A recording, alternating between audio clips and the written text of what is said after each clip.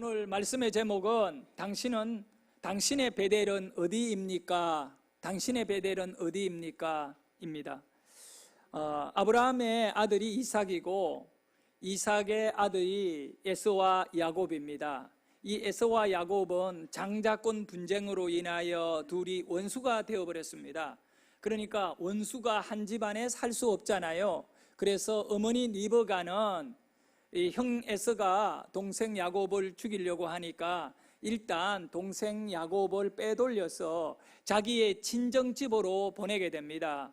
가나안 땅 브엘셀바라고 하는 지역에 살아가던 이 야곱이라는 사람이 형 에서의 이 죽이려고 하는 두려움에서 벗어나서 저 바단 아람 그 지금으로 말하면 터키 그 위쪽 지방입니다. 거기에 도망을 가게 되는데 거기는 누가 있었느냐? 외삼촌 라반이라고 하는 사람이 살고 있었습니다. 외삼촌 라반은 그쪽에 이 지역에 바단 아람이라고 하는 그 지역에 굉장히 이렇게 부유하게 사는 지방 유지였습니다. 그래서 야곱이 이제 급하게 아버지 집을 떠나 도망을 가서 외삼촌의 집에 가게 됩니다. 물론 그 도망가는 가운데에 밤에 잠을 자다가 사닥다리가 하늘에 닿아 있고 그 사닥다리 사이로 하나님의 천사가 오르락 내리락 하는 기이한 그런 환상, 꿈속에 그런 것을 보게 되는 겁니다. 그리고 그 꿈속에서 하나님은 이 야곱에게 말씀합니다. 나는 아브라함의 하나님, 너의 아버지 이삭의 하나님이다. 내가 너의 하나님이 되어 너와 함께 할 것이고 너가 지금은 빈몸으로 이 땅을 떠나지만 돌아올 적에는 큰 부자가 되어서 내가 너와 함께 함으로 너는 다시 가나안으로 반드시 돌아올 것이라고 그날 밤에 야곱에게 말씀해 주셨습니다. 야곱은 그 하나님의 약속의 말씀을 붙잡고 20년간을 바단 아람에서 열심히 살았습니다. 하나님께서 야곱에게 날마다 복을 주셔가지고 야곱의 재산이 날마다 늘어나서 얼마나 큰 부자가 된지 모릅니다. 삼촌 라반이 시기할 정도로 큰 부자가 되었습니다. 그런데 어느 날 밤에 잠을 자는데 또 그 밤에 하나님이 야곱에게 나타났습니다. 뭐라고 야곱에게 말씀하느냐? 바로 창세기 31장 13절에 보면 이렇게 말씀합니다. 크게 우리 같이 읽습니다. 시작. 나는 베델의 하나님이라. 네가 거기서 기둥에 기름을 붓고 거기서 내게 서원하였으니 지금 일어나 이곳을 떠나서 내 출생시로 돌아가라 하셨느니라. 아멘. 네, 하나님이 야곱에게 나타났어요, 밤에. 그리고는 뭐라고 말하느냐? 이제 네가 일어나서 이 베델로 가라. 베델로 가서 그곳에서 제단을 쌓아라. 네가 그때 20년 전에 내게 약속했지 않느냐라고 말씀하신 것입니다. 그날 바로 야곱은 보따리를 사서 그 많은 가축들과 온 가족을 끌고 장인이고 또 외삼촌인 라반에게 말하지 않습니다. 왜 말하면 안 보내주거든요. 야곱이 너무 큰 재산을 갖고 있기 때문에 이 야곱이 라반을 떠나면 라반은 뭔가 큰 재산을 잃어버린 것 같은 그런 마음이 들기 때문에 그냥은 야곱을 보내지 않습니다. 그렇기 때문에 야곱이 그걸 알고 자기 부인들과 그리고 자식들 그리고 가축들을 다 데리고 야밤도주를 하는 겁니다. 그 큰 가축들을 데리고 도망갔는데 라반이 3일 뒤에 이 사실을 알게 됩니다. 그리고 자기의 자식들과 군인들을 끌고 아니 이 배신자 거지같이 우리 집에 들어온 걸 내가 거두어줘서 지금 부자 만들어줬더니 이렇게 말 한마디 없이 도망을 가. 그러면서 말을 타고 군대를 끌고 야곱을 잡으려고 달려가는데 며칠 걸렸느냐? 7일이 지나서 야곱이 이렇게 가고 있는 그 무리를 라반이 만나게 됩니다. 그런데 6일날 밤에 잠을 자는 라반에게 하나님이 나타났습니다. 뭐라고 말씀하느냐? 너는 이제 앞으로 야곱에게 선악간에 어떤 말도 하지 마라. 야곱은 내가 지키는 자인데 네가 그 야곱 건들면 너 죽을 줄 알아. 이렇게 말하는 겁니다. 아니 라반이 7일간 정말 땀 흘리며 따라왔는데 야곱을 잡으려고 딱 하는 직전 날 밤에 하나님이 라반에게 나타나가 너 야곱 건들면 너 죽어. 선악간에 말하지 마. 네가 잘났고 야곱이 못났고 따지지 마. 따지지 마. 에? 누가 옳고 그름의 문제로 해결하는 것이 아니라 야곱은 내가 보호하는 자인데 네가 건들면 너 죽어. 이 얘기입니다. 야, 얼마나 우리 하나님 멋있는지 몰라요. 야곱이 하나님의 말씀을 듣고 그냥 떠나니까 야곱의 대적들이 절대로 야곱을 꺾지 못하고 야곱의 가는 길을 막지 못합니다. 할렐루야. 그 내용이 창세기 31장 29절에 잘 나와 있어요. 이 라반이 야곱을 만나서 이렇게 말합니다. 우리 같이 한번 크게 읽어봅니다. 너를 해야 할 만한 능력이 내 손에 있으나 너희 아버지의 하나님이 어젯밤에 내게 말씀하시기를 너는 삼가 야곱에게 선악간에 말하지 말라 하셨느니라. 아멘. 사랑하는 여러분, 이 라반이라고 하는 사람이 야곱에게 뭐라고 말해? 내가 너를 해야 할 능력이 있다 없다? 있다고. 있는데 내가 너를 못해 하는 것은 하나님이 너를 보호하기 때문에. 여러분도 이런 인물 좀 되셨으면 좋겠습니다. 그렇게 해서 야곱이 가나안 땅에 오게 돼요. 이 가나안에 와서 가장 큰 문제는 뭐냐면 20년 전에 40살에 야곱이 가나안 땅을 떠나서 20년 지나서 60살이 되었을 때 그 부자가 되어 가나안 땅으로 돌아왔는데 여전히 20년이 지나도 형 에서는 야곱을 용서해 주지 않고 있어요. 그래서 야곱이 야복강에 엎드려 하나님께 기도했잖아요. 도와달라고, 살려달라고.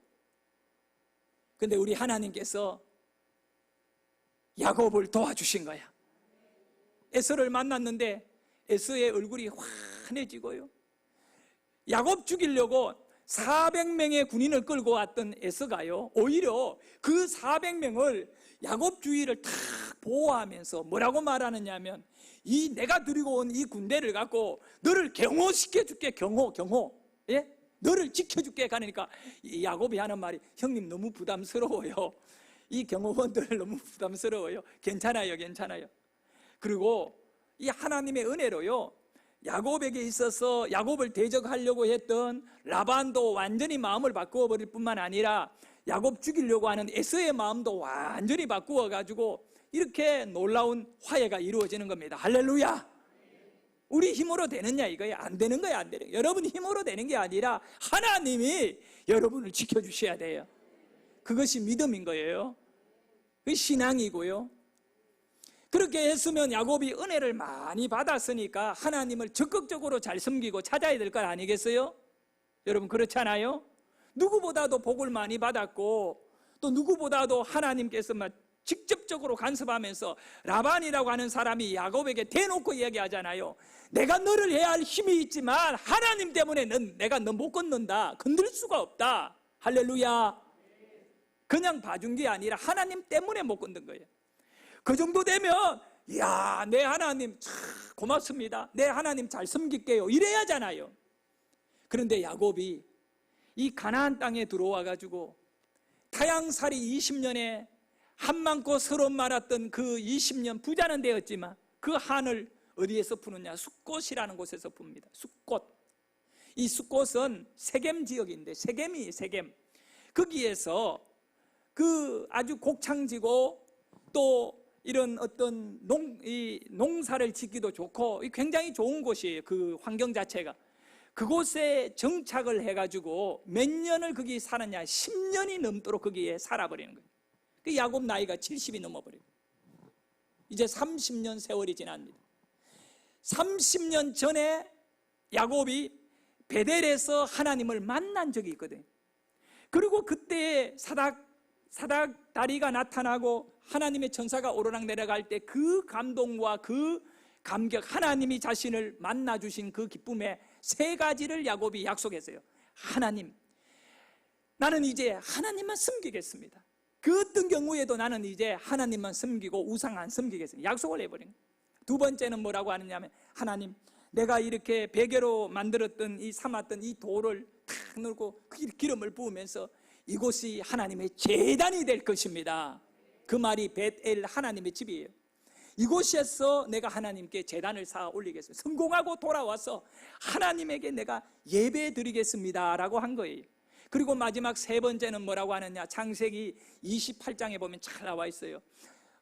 내가 내 수익의 11조를 정확하게 하나님께 이제 드리겠습니다 라고 그렇게 서원을 하게 됩니다. 우리 한번 따라합니다. 하나님께 베델에서 서원했다. 야곱에게 있어 베델은 어떤 장소냐 하면 아주 중요해요.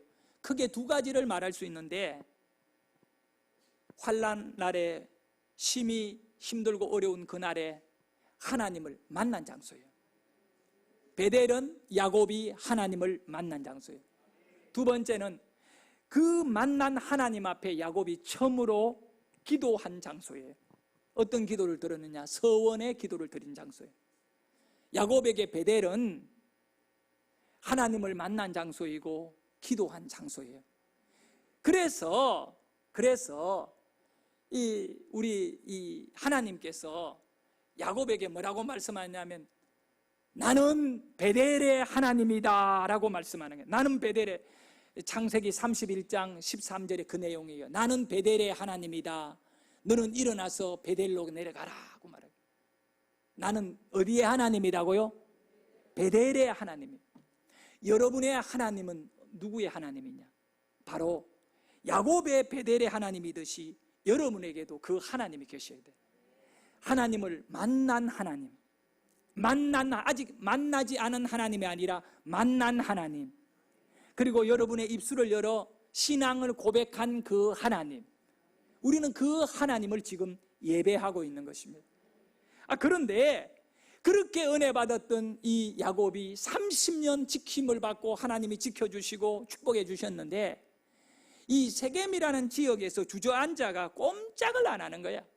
그 내용이 창세기 33장 17절 19절에 보면 야곱이 지금 세겜에서 어떻게 살고 있는지를 잘 보여주고 있는데, 우리 같이 한번 읽어보도록 하겠습니다. 다 같이 17절에서 19절까지 함께 읽겠습니다. 시작. 야곱은 숫곳에 이르러 자기를 위하여 집을 짓고 그의 가축을 위하여 우릿간을 지었으므로 그 땅 이름을 숫곳이라 부르더라. 야곱이 밧단 아람에서부터 평안히 가나안 땅 세겜 성읍에 이르러 그 성읍 앞에 장막을 치고, 그가 장막을 친 밭을 세겜의 아버지 하몰의 아들들의 손에서 백크시타에 샀으며. 야곱이 지금 세겜에서 어떤 일을 하고 있나요? 집도 짓고 양들과 소를 위하여 양우리 마구간도 짓고, 또 뭘 했다고요? 밭도 사서 농사도 하고 막 그렇게 살았던 거예요. 너무 평안한 겁니다. 누가 건들지를 않아요. 그 세겜의 하몰이라는 사람이 최고 우두머리인데, 이 하몰이라는 사람이 야곱의 친구가 되어가지고 서로 막 참 마음이 통하는 거예요. 평안이 넘쳐나는 거예요. 부와 평안이 있는 거예요. 사람들이 다 좋아하는 거죠. 부와 평안을 누리고 있는 이 야곱이거든요. 그런데 문제가 하나가 있어요. 창세기 31장 13절에 하나님이 뭐라고 말씀은, 나는 베델의 하나님이다. 일어나서 베델로 올라와 제단을 쌓아라. 근데 10년이 지났는데도 야곱은 세겜에 푹 빠져가지고 거기서 먹고 살고, 날마다 자고 일어나면 양이 늘어나고 소가 늘어나고 재산이 늘어나고 밭이 늘어나고 세상 사는 재미가 너무 좋은 거예요.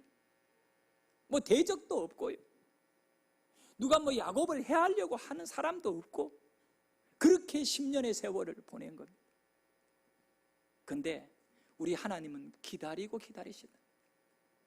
언제 베델로 올라오나 기다렸는데 야곱이 베델의 마음은 없는 거예요. 그저 세상에 마음을 두고 살아가는 것입니다. 그런 가운데에 이제 문제가 생긴 것입니다. 어떤 문제가 생겼느냐 하면, 야곱의 외동딸 디나라고 있는데, 이 외동딸이 그 세겜에 있는 아가씨들하고 어울려가 놀게 되는 것입니다.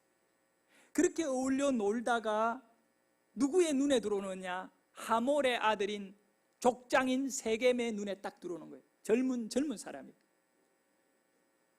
그리고 이 디나를 강제로 성폭행을 하게 되는 거예요. 쉽게 말하면 야곱의 딸이 이방 가나안 족속인 세겜 족장에게 겁탈을 당해가지고 성폭행을 당해가지고 아예 세겜 집에 딱 감금되어 있는 거예요.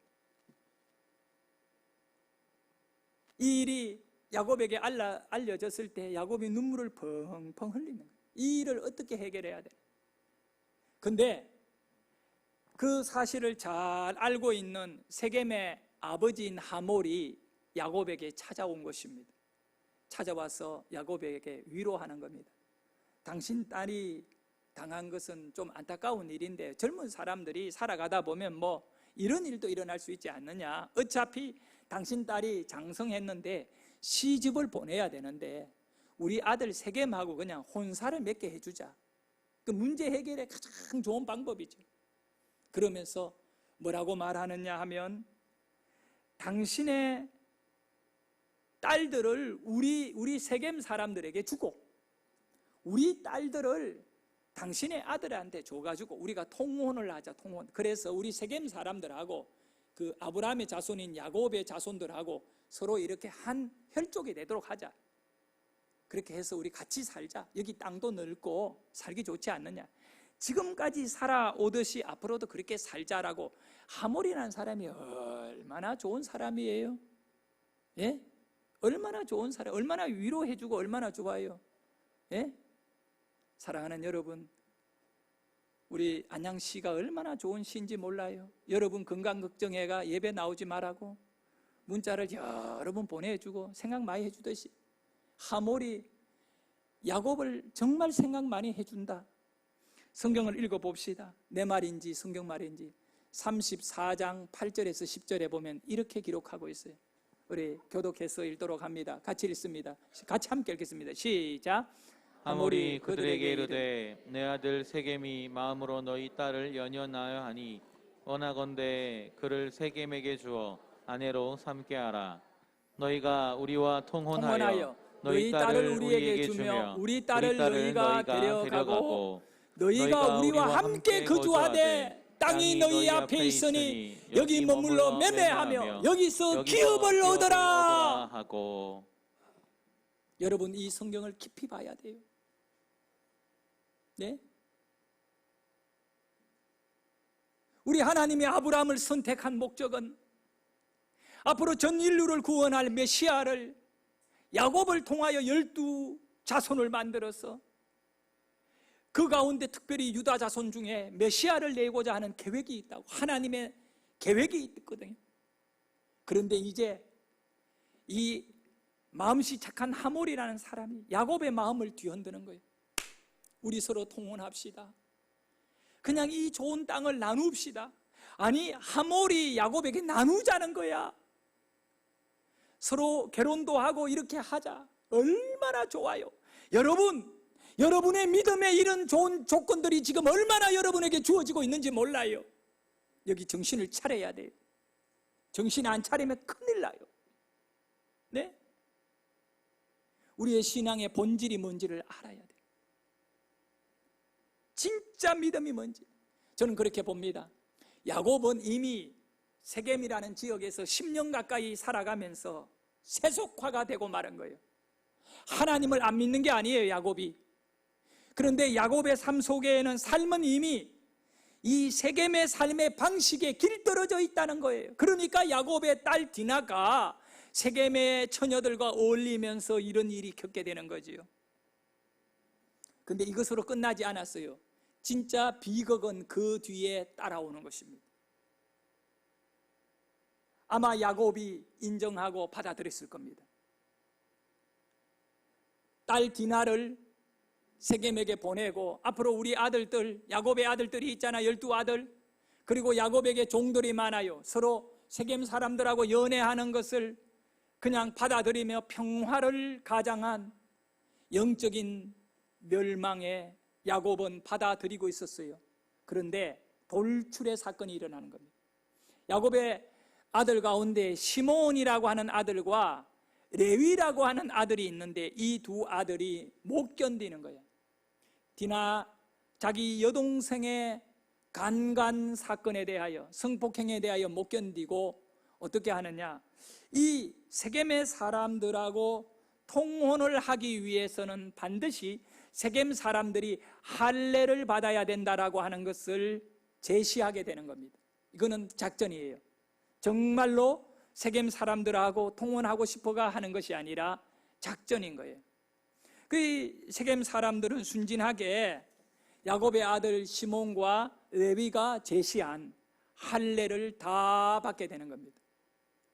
그런데 할례라는 것은요, 이 아브라함의 자손들 유대인들만 하는 것이기 때문에 당시에 이 가나안 사람들은 할례를 안 했던 거예요.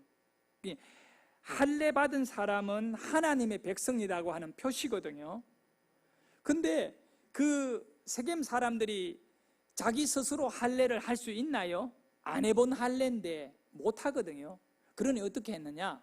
바로 시몬과 레위가 형제들을 데리고 종들을 데리고 집집마다 그 세겜 사람들을, 남자들은 어린아이에서 할아버지까지 모두 다 그거 있잖아요. 그거를 다 잘라낸 거예요. 그런데 자를 적에, 내가 볼 때는 그런 거예요. 자를 적에, 양피를 자를 적에 작게 자르지 않은 것 같아요. 왜? 계획적으로 할례를 시킬 때는 평상시보다 10배나 더 잘라본 거예요. 다 잘라본 거예요. 상처를 크게 만드는 거예요. 거의 막 전체를 다 도려가지고요, 아주 느들느들하게 만들어버린 거예요. 그러니 남자들이 할례를 한순간에 받고 못 움직이고 전부 집안에 있을, 그것도 밤에 야곱의 아들들과 그 종들이 칼을 차고 세겜 마을을 쳐들어가서 거기 있는 수많은 세겜 사람 남자들을 전부 다 죽여버린 거예요. 대살인극이 벌어진 겁니다. 이 일 이후에 야곱이 통탄하며 가슴을 치며 땅을 치면서 이 일을 어찌해야 하나, 이 일을 어찌해야 하나 하면서 울부짖는 장면이 나오는데, 우리 말씀 한번 읽어보도록 하겠습니다. 창세기 34장 30절인데 한번 크게 읽어봅니다. 시작. 야곱이 시몬과 레위에게 이르되 너희가 내게 화를 끼쳐 나로 하여금 이 땅의 주민 곧 가나안 족속과 브리스 족속에게 악취를 내게 하였도다. 나는 수가 적은즉 그들이 모여 나를 치고 나를 죽이리니 그러면 나와 내 집이 멸망하리라.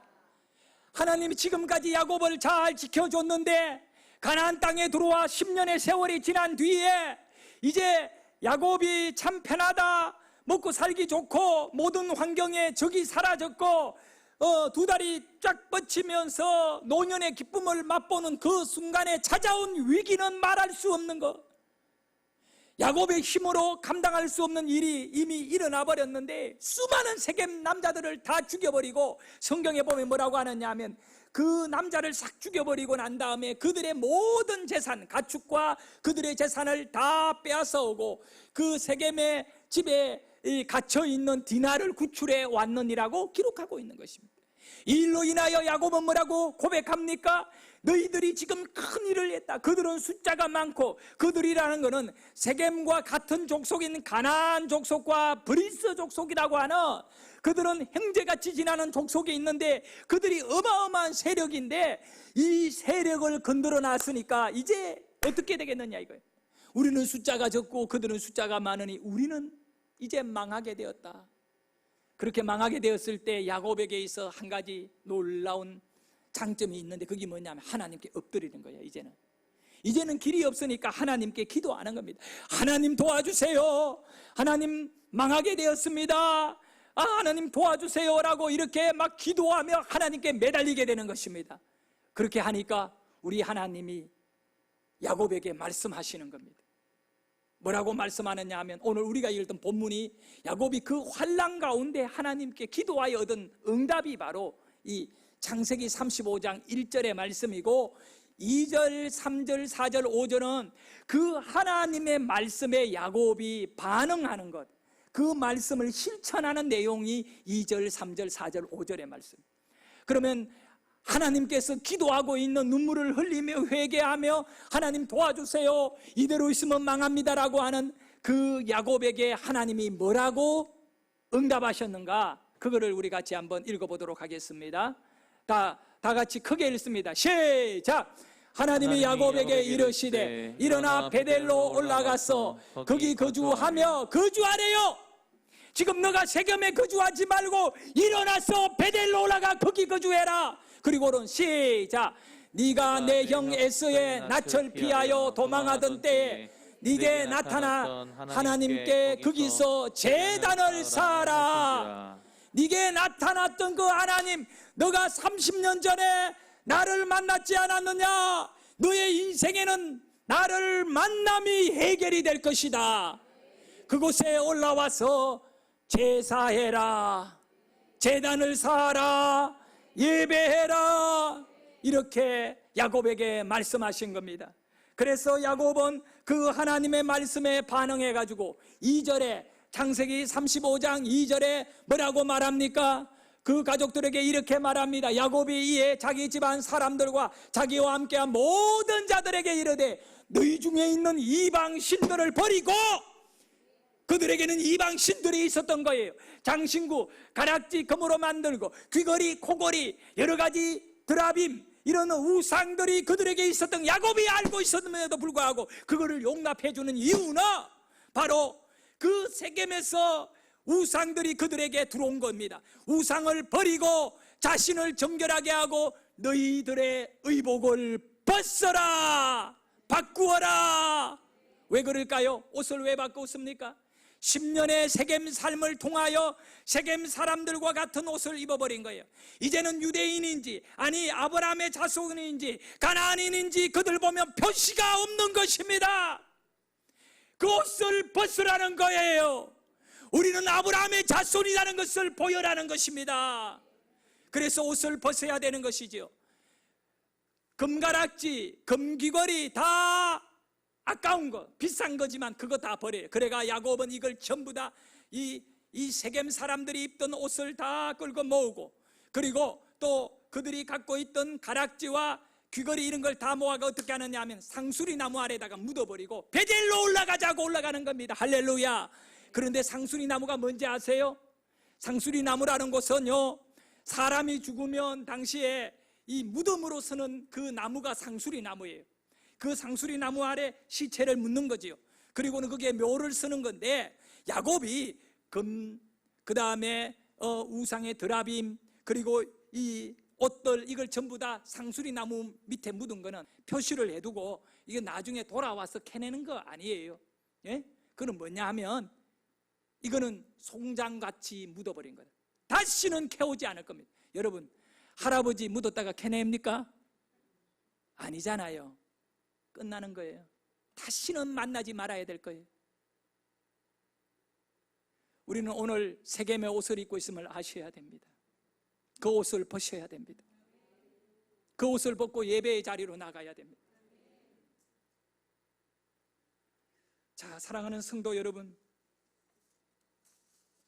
오늘 우리에게 있어 베델이 어디입니까? 하나님은 야곱에게 나는 베델의 하나님이라고 말씀합니다. 하나님은 오늘 여러분에게 나는 베델의 하나님이라고 말씀합니다. 벳엘은, 벳이라는 말은 집이라는 뜻이고 엘이라는 것은 하나님이라는 뜻이에요. 베델은 장소가 아니라 우리의 영적인 공간인 겁니다. 하나님의 집입니다. 하나님의 집을 지금 잃어버린 한국교회예요. 우리 성도들의 마음이에요. 하나님의 집이 어떤 곳입니까? 베델에 왜 야곱에게 올라오라고 말합니까? 환난 날에 내가 너를 만났던 장소요, 너가 그곳에서 나에게 서원하였던 장소임이라. 네가 기름을 붓고 나에게 서원한 장소라. 첫사랑이에요. 믿음의 현장이에요. 여러분에게는 하나님을 만난 장소가 있을 것입니다. 그리고 하나님께 내 믿음을 제대로 드리겠노라고 결단하고 서원한 그런 마음이 있을 것입니다. 오늘 우리는 일어나야 됩니다. 하나님을 만난 베델로 올라가 다시금 만나야 됩니다. 그리고 우리의 믿음의 서원을 갚아야 되는 것입니다. 지금 전 세계적으로요, 이 우한 폐렴, 코로나 바이러스로 인하여 엄청난 고통을 당하고 있습니다. 오늘 또 예배에 나오려고 교회 앞에 오는데 웬 사람들이요, 저게 그 슈퍼 앞에까지 얼마나 많이, 지금 뭐 줄 좀 뭐 어떻게 되냐 말이에요. 쫙 그게 보니까 황 집사도 있고, 우리 또 누구야, 우리 저게 그 김태현 집사도 있고, 내가 본 사람만 해도 몇 명 봤어요. 교회 안내하라 했더니 그게 비슷하니까 서 있어. 김상돈 집사님도 있었나? 없었나? 하여간 나는 처음에 깜짝 놀랐어요. 우리 교회 지금 줄서가 소독하고 들어오는 줄 알았어요. 이야, 이런 놀라운 경치가 아니라 이게 완전히 바로 마스크를 사기 위해 그렇게 줄을 서서 기다리는 슬픈 현실이 지금 일어나고 있어요. 네? 내가 그래서 너무 안타까워서 이런 말 했어요. 저 마스크 한 2개씩 주면 우리 교회 예배하러 올란가? 여러분, 자, 이 사건을 역사를 통하여 믿음의 눈으로 볼 줄 알아야 돼요. 그걸 못 보면 우리 믿음은요, 어두움에 있는 믿음이에요. 우리 예수님이 그러잖아요. 눈을 열어야 된다 그러잖아요. 이거를 알지 못하고 깨닫는 자가 되어라는 거잖아요. 못 깨달으면 안 되는데, 지금 일어나고 있는 이 사실은 단순히 그냥 조그마한 하나의 사건이 아니라 전 세계적인 하나의 사건이기 때문에 여기에는 선명하게 하나님의 계획이 있다는 걸 아시죠? 지금 세계를 누가 움직이느냐? 하나님이 움직이거든요. 근데 이 우한에서 시작된 이 바이러스가 중국에 막 확장될 때 우리는 남의 얘기인 줄 알았어요. 근데 이것이 2번째 불통이 우리 대한민국에 튀었어요. 뭐 일본 크루즈에 막 몇백 명이 될 때 우리는 저 역시 일본 뭐 은근히 말은 안 하지만 저놈 자식들 한번 당해봐라 했는데, 그게 아니라 우리 스스로 당하게 됐어요. 우린 지금 7,000명이 넘는 확진 환자를 지금 치료하고 있거든요. 나는 이 사건을 뭐라고 보느냐 하면 전 세계와 특별히 대한민국, 우리나라를 하나님이 지금 흔들고 있는 거예요. 왜 흔드느냐? 야곱을 하나님이 디나 사건과 시몬과 레위가 세겜 족속을 살해한 이 사건으로 인하여 야곱이 세속주의 신앙, 반쪽짜리 믿음, 세상도 좋고 세겜도 좋고 하나님도 좋다 하면서 야곱의 가족들이 우상을 가까이에 두고 세겜 옷을 입고 부끄러운 줄도 모르고 세겜 마을을 돌아다니면서 자기 이 디나가 강간을 당하는 이런 일들이 일어나는 가운데, 하나님은 그 야곱을 회복해야 되기 때문에 야곱의 인생을 딸을 통하여 흔들고 시몬과 레위를 통하여 흔들어 버리는 겁니다. 그때 흔들릴 때 야곱이 할 수 있는 일은 아무것도 없는 거예요. 죽는 일 외에는 할 일이 없어요. 망하는 일 외에는 야곱이 미래가 없는 거예요. 그럼 미래가 없는 야곱에게 하나님은 길을 주시는데 베델로 올라오라는 거예요. 베델로 올라와 나를 만나라는 거예요. 베델로 올라와 내게 예배하라는 겁니다. 여러분 잘 들어야 돼요. 왜 우리 이 국가가 여러분에게 문자를 보내겠습니까? 그거 교회가 그런 문자 받는 거 싫어한다는 거 알고 있는 이 지자체 장들이 왜 그 문자를 보냅니까? 여러분을 걱정해서 그렇거든요. 여러분을 지키고 싶어 그러는 거예요. 그리고 그들이 생각합니다. 교회가 한 주 문 닫고 한 달 문 넣는다고 뭐 문제가 있겠느냐? 저는 그렇게 생각해요. 밥 한 끼 안 먹는다고 우리 죽지 않잖아요. 밥 3끼 굶어도 삽니다. 예번 3번 안 들어도 괜찮습니다. 근데 이것이 단순히 그런 문제면 한 달이 아니라 2달이라도 교회 문 닫을 수 있습니다. 하지만 그것이 아니에요. 하나님이 우리를 흔들고 있기 때문에 이때는 우리가 어떻게 해야 되느냐? 베델로 올라가지 않으면 흔든다고 세겜 족속들하고 통혼해버릴까요? 디나 사건 이후에 세겜 사람들하고 결혼하고 그냥 사업하고 매매하고 그렇게 살까요? 세겜 옷을 입고 세겜화 되어 갈 거예요? 그렇게 되면 결국은 하나님의 계획은 그들에게서 떠나게 되는 것입니다. 사랑하는 우리 새안양교회 성도 여러분, 하나님께서 야곱을 흔들으신 것은 딸의 강간 사건과 아들들이 살해자가 되는 이 비참한 일들로 흔들린 것은 어떻게 보면 하나님이 야곱을 사랑하기 때문에 야곱을 베델로 불러 올리려고, 참된 하나님의 만남의 현장으로 그를 끌어올리려고 하신 거야. 그런데 한 가지 사건을 아셔야 돼요. 베델로 가기 위해서는 내려놓아야 할 것이 있다는 것입니다. 그냥이 아니라 우상을 버려야 되는 거예요. 세겜의 옷을 벗어야 되는 것입니다. 그것이 하나님을 만나는 자세잖아요. 아니 어떻게 우리가 세상과 하나님을 겸하여 섬기겠습니까? 우상과 하나님을 겸하여 섬기겠습니까? 내려놓아야지요. 지금 우리가 참된 믿음으로 하나님께 나아가야 됩니다. 참된 믿음으로 나가야 됩니다. 뭘 두려워합니까, 여러분? 하나님 앞에 우리에게 있어 베델이 어디냐 이거예요. 우리에게 베델이 어디입니까? 예배의 장소입니다. 이 베델을 우리가 버리는 순간에 우리는 끝장이라는 걸 아셔야 됩니다. 여러분, 80년 전에 유럽 교회가 세속화가 되기 시작했습니다. 지금 우리가 겪는 이런 일들을 50년, 80년 전에 미국 교회와 유럽 교회들이 겪던 일이었어요. 근데 그들은 이런 세속화에 무방비한 상태로 시대의 흐름 속에 편성했습니다. 그 결과 어떤 일이 일어났느냐? 현재 유럽 교회 100교회 가운데 99개 교회는 문을 다 닫았습니다. 여러분, 행편이 되어서 유럽을 여행 한번 해보십시오. 건물들이 있지만 그 안에 과연 주일날 예배를 드리고 있는가? 그렇지 않습니다. 미국도 마찬가지입니다. 미국이 장로교단 가운데 우리에게 수천 명의 선교사를 보내었던 PCUSA, 남장로교회, 북장로교회가 합하여 미 장로교회가 되었는데, PCUSA라고 하는 그 장로교는요, 목사 안수를 동성애자에게도 하고 있습니다. 그건 무슨 얘기입니까? 교인이 동성애자가 아니라 목사님이 동성애자예요. 그래도 교회법으로 아무런 문제가 없는 거예요.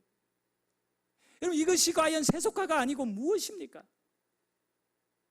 세계의 현재 흐름은 이런 흐름을 타고 있습니다.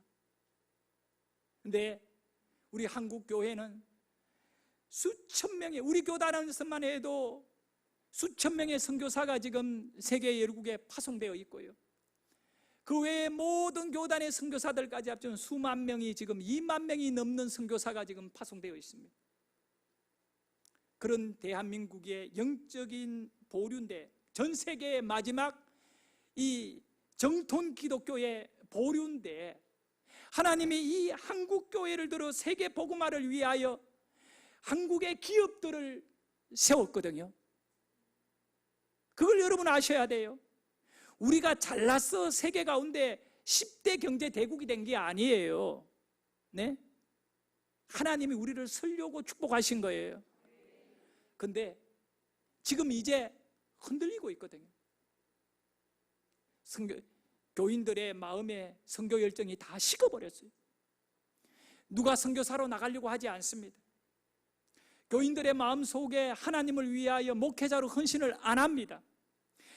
30년 전에만 해도 목회자로 헌신하는 자들이 교회에서 쏟아져 나왔는데, 지금은 이제 세속화가 되어 있는 거예요.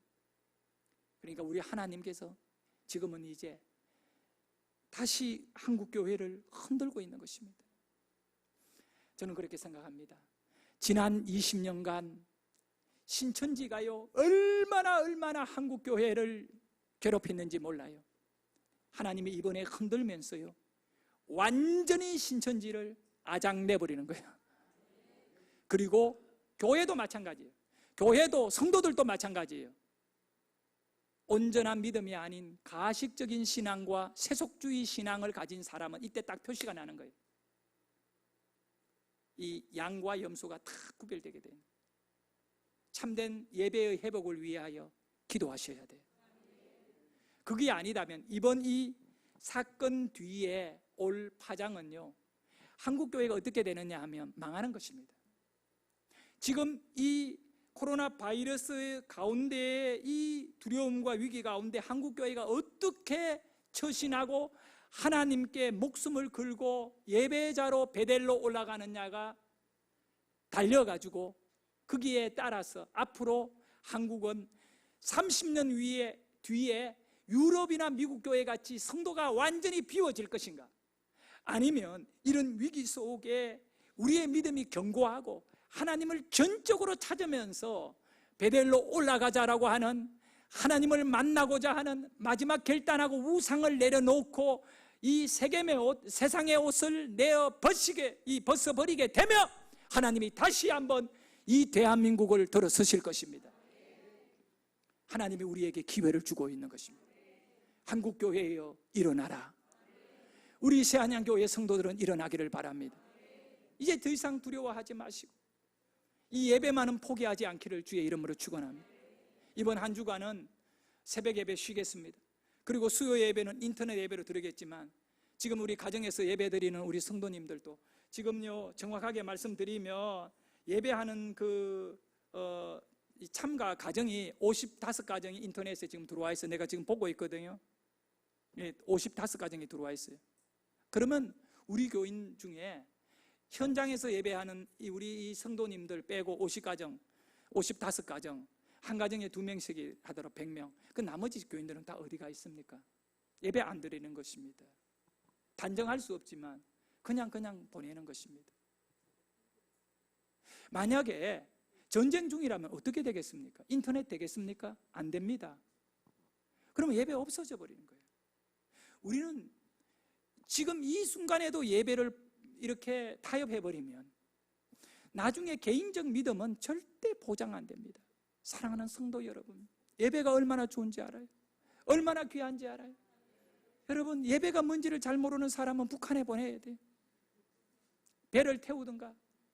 저는 5년 넘도록 바다에서 선원 생활을 하면서 교회가 없는 바다에서 예배를 그리워하며 그곳에서 선원들과 예배를 드리면서 이 육지에서 교회가 있고 예배할 수 있다는 게 얼마나 축복인지 몰라요. 우리 새안양 교회가 세상에 인정받는 교회가 되려고 하지 말고 베델의 하나님, 나는 베델의 하나님이다. 환난 날에 너를 만나 주었던 하나님이다. 그 하나님을 예배하기를 주의 이름으로 축원합니다. 기도하겠습니다.